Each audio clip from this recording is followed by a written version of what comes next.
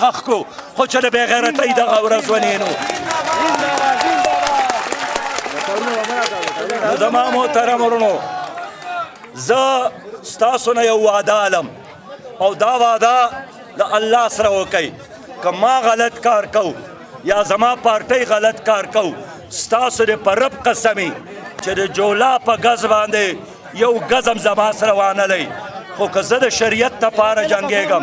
او زه د باجوړ د ترقۍ دپاره جنګېږم او زه ستاسو د حق دپاره جنګېږم او زما جنګ د غربت څه دی او زما جنګ د مهنګایۍ څه دی او زما جنګ د بېروزګارۍ څه دی او زما جنګ د دې وطن د غلو څه دی او زما جنګ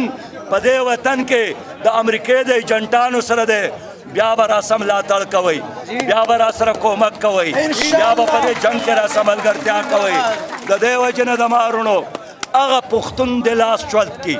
هغه مسلمان د لاس چوت کې چې لس سټونه د ځان څخه نور پیدا کولی شي چې لس سټونه نور پیدا کولی شي هغه سړی د لاس پورته کې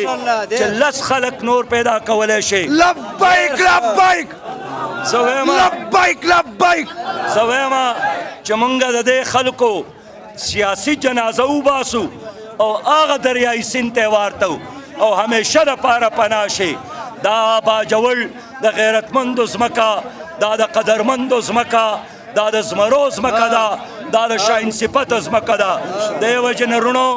په هېچ چا مې باور شته او که نشته دی خو د باجوړ په سړي مې داسې باور دی لکه په دې خپل ځان چې څنګه باور لرم نو زما وروڼو زه سراج الحق یمه زه جندولیم یمه زه باجوړیم یمه موږ به چې پخوا ښکته لاړو او کراچۍ کې به وو نو موږ به تعارف کوو چې زه د جندول نه رالم نو